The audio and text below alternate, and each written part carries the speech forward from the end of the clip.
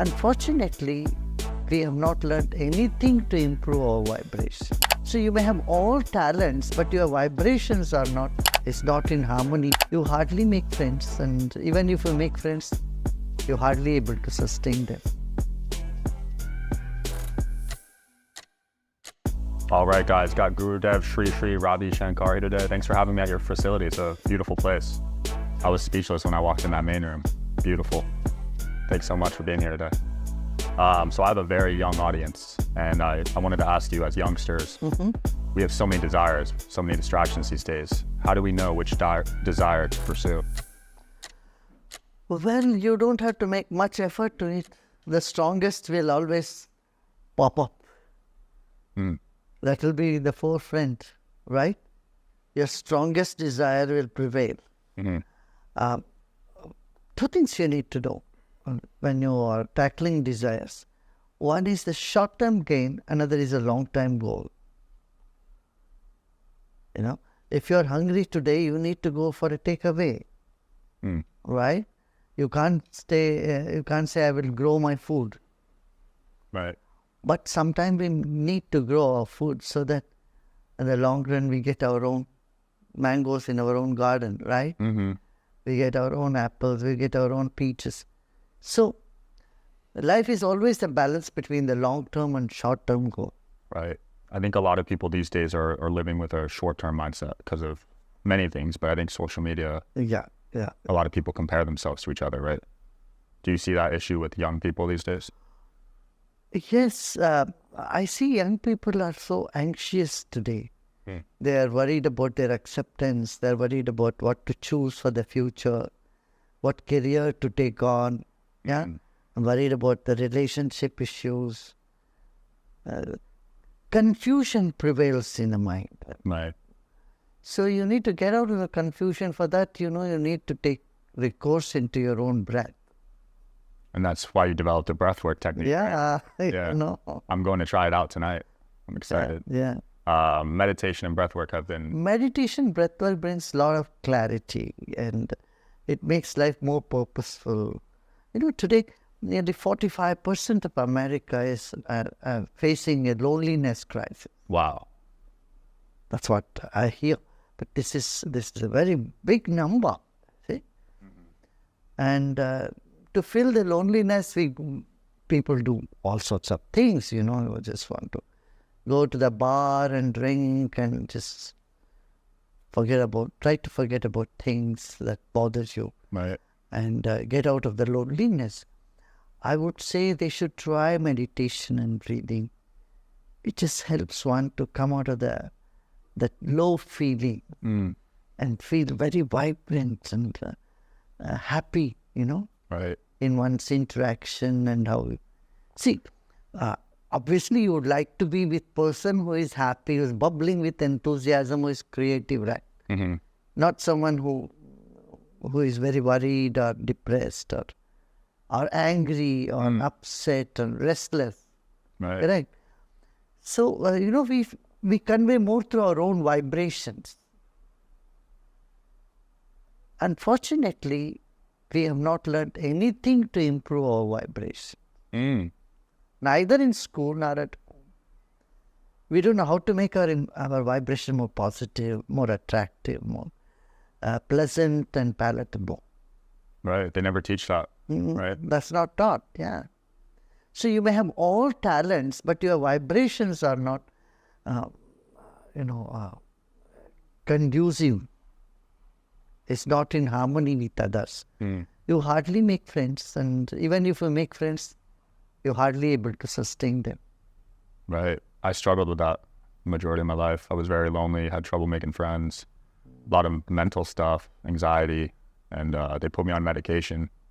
It was a really rough time, but meditation and breathwork actually helped me get out of it. Really, this is a real answer for it. We have been teaching these programs in 130 campuses around US. Now in college campus, university campuses. And the young people have found such a huge benefit. Yeah, that's beautiful, because these young people, they feel a lot of pressure. College is super expensive. And you should see this. Young people who come are so full of joy, and anyone would love to be around that. Yeah, I'd love to. And a lot of these young people also struggle to find that purpose too, right? And you help them go within themselves to find that. Yeah. That's powerful. We call these sky campuses in universities, sky breath workshops we do, and a lot of, knowledge and wisdom and exercises, and a lot of fun too. Usually people think meditation, spirituality, all this is something very serious. It's for people who are out there, maybe art for people who are above 60 or 50s. Yeah. In the 50s and 60s who have nothing to do. But art of living is not like that. It's, we are giving the programs for young people and for kids in the schools so that their intuitive ability becomes better. You want to do well with your academics. Just imagine you have an intuition and you know which questions are going to come in the exams and what questions will be asked, and you prepare just for that. But it's much less load on your head, right? Much less stressful, yeah. A lot of people freak out during tests. Yeah. So you could train your intuition to predict the question? Absolutely. Wow. That's like You can guess what questions you get. But I only tell them, don't use your intuition in Las Vegas. Why not? In Vegas? Oh, because gambling? Making money off it? Yeah, that makes sense. So a lot of humans are pretty negative, if we're being bluntly honest, right? I grew up in that environment and it was really tough getting out of it. What's your advice to reframe the mindset from negativity to positivity? Suppose you are given 10 compliments and one insult. What would you hold on to? The insult. The insult. Good. We don't know how to train our minds. When there are 10 compliments, so what if one negative remark comes our way? Right? So seeing life from a bigger context helps us. Again, here I would say we teach many technique and personality development programs and train the mind so that the mind does not latch on to the negativity, does not hang on to the past or worry about the future. And it helps one to be in the present moment, vibrant, happy, and spread the happiness around. So it's all just vibrations, see? We're all vibrations. Right. And that need to be attended. So just stay in the present. Yeah, that's good to know, because I get thousands of comments every day and I just focus on the negative ones. And it eats at me, I should just focus on the present. The breath work will help you. Yeah. The breathing exercise that we say, the Sudarshan Kriya, sky workshop, is a tremendously helpful. Because, see, many times this is good for you and simply you're unable to do it. Right? Similarly, habits also. You have some habits. You know that these habits are not good for you or healthy for you, but you continue those habits because you feel sort of helpless somewhere, Right. This is same with emotions. You're upset, you don't know how to get out of it. Grandmothers used to say, go to a corner and count 10. Today, even if you count 1,000, it doesn't seem to work. So, in all these situations, you need to see how your meditation, your breathing, all this can completely flip you around from that negative, helpless, desperate, despondent mindset to empowered mindset. Right.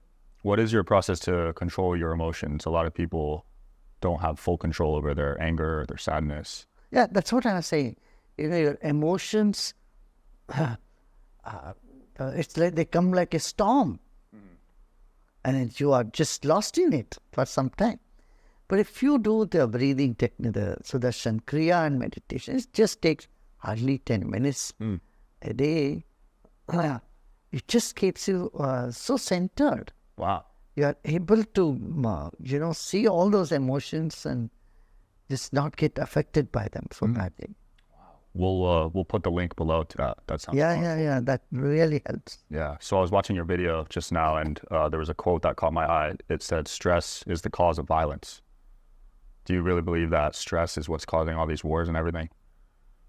Of course. And one is stress, another is mistrust.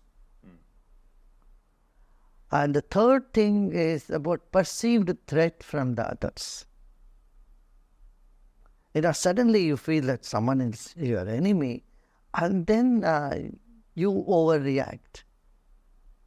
That is also one of the cause, One of the cause, I would say. Breaking down of communication. If people sit across the table, there's nothing that they cannot sort it out. Right? Right.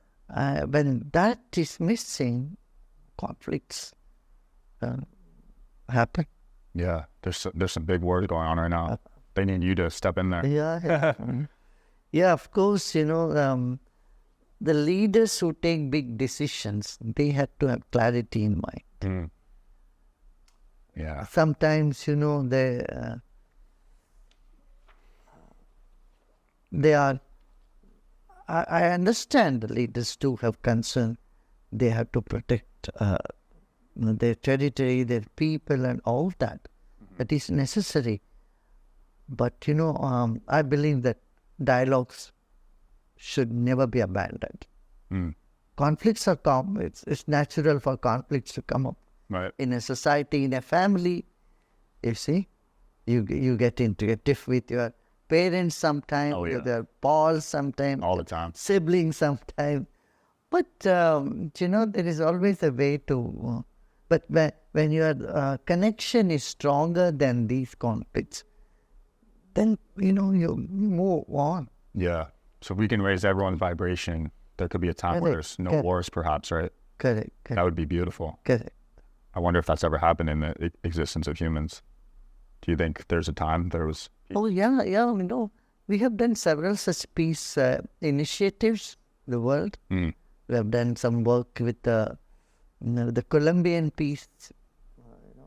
Right, 52-year war, right? Yeah, 52-year war stopped, and like that we have many incidences we have done.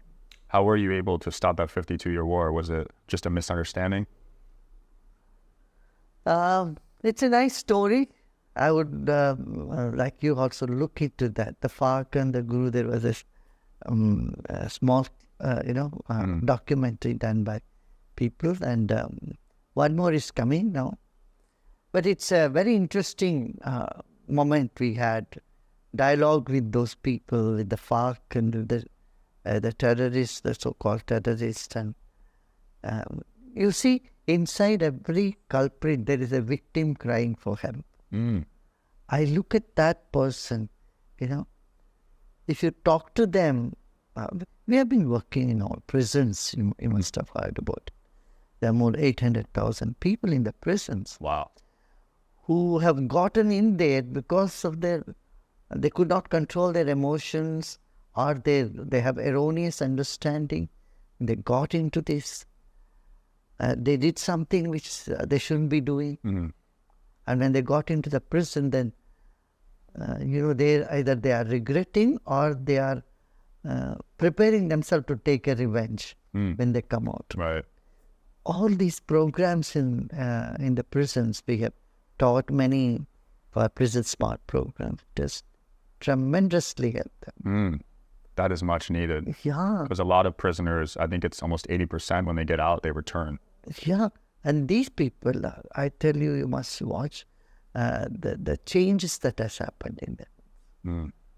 They're like kids. They're like children. They're like young people. And such a good heart they have, you see. But lack of education in these, on peace, on managing the emotions, managing the mind, has led people into such situations. That's incredible. Yeah, because a lot of people look down on prisoners. They don't give them a second chance, right?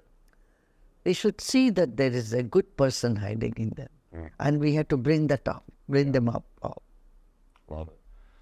So I want to talk about death because there's a lot of questions there. I've lost a few loved ones recently, and just a lot of mystery there. But you've done a lot of studying on death. So what happens after death?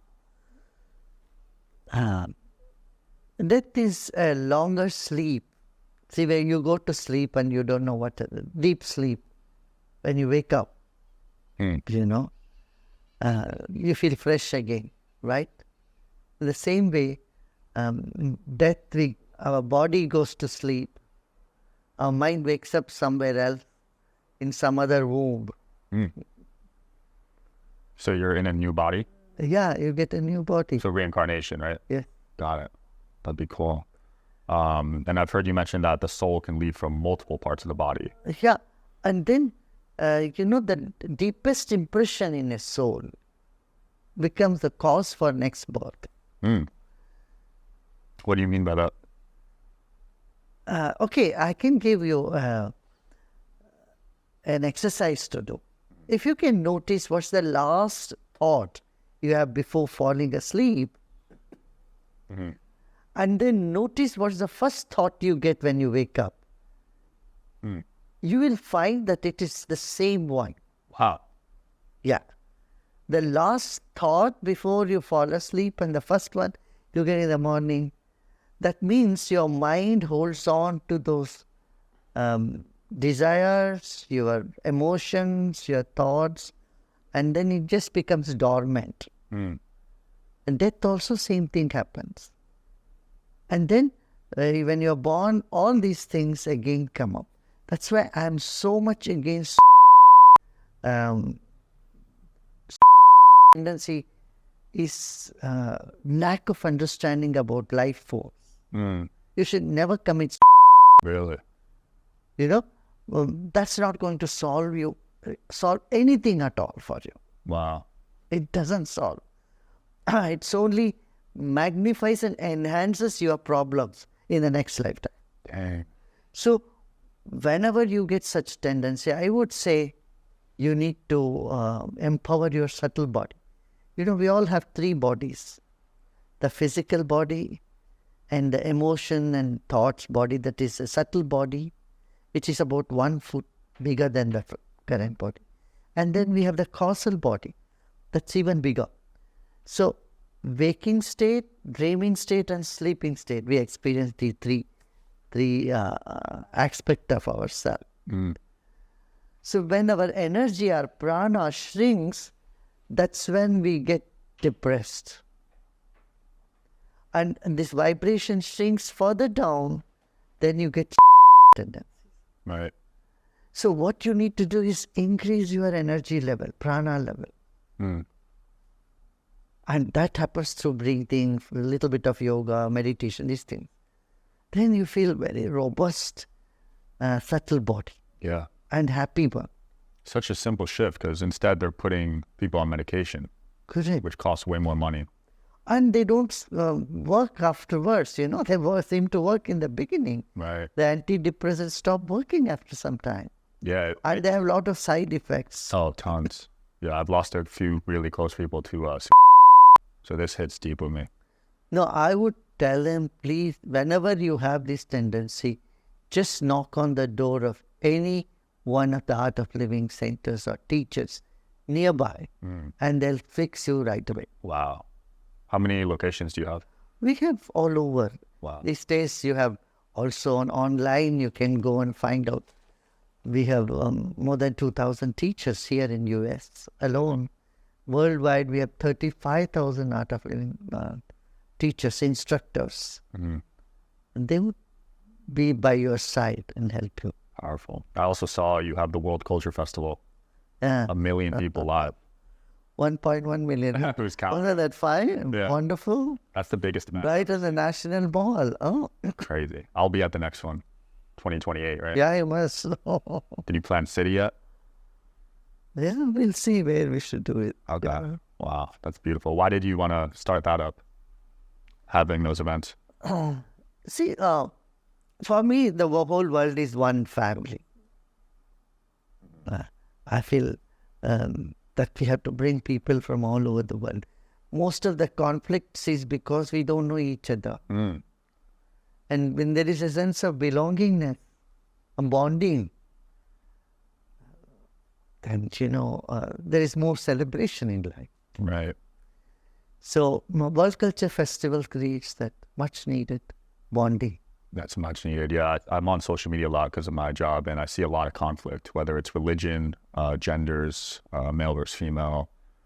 So I love that you do that about it. Yeah. Few things bind people. One is music, another is food. This is cultural dance and programs like this. And science. So I say we should have a scientific mind and an artistic heart. Well done. What's next for you? What you got working on? Oh, I have a lot of projects. We work on environments. We work on river rejuvenations in many parts of the world, bring conflict resolution. And I want to train more and more young people, youth, to be the teachers, to be instructors, to help others, to get over the negative feelings and create more positivity in society. Right. What do you think? I love it. Yeah. Final message. I welcome youth to come and have internship. We have academies here in North Carolina in the Move, where we time to time, twice or thrice a year, we invite interns. They can come, stay 15 days, 20 days, 1 month, and they just get trained. Wow. To bring more happiness and positivity in society. I love that. I love your mission. Final message for the millions of people, young people watching this. You have the whole world in front of you. You own the world. You own it right away now. Huh? The future is very bright for you. Don't worry about the future, and you can make what you want to. You are in an age of technology and science, and also an age of humanism or spirituality, where you can blossom from within and flourish and prosper from outside. All the best to everyone. Beautiful. I'm with you. Thank you so much for coming on. Thanks for watching, guys. See you tomorrow. Bye.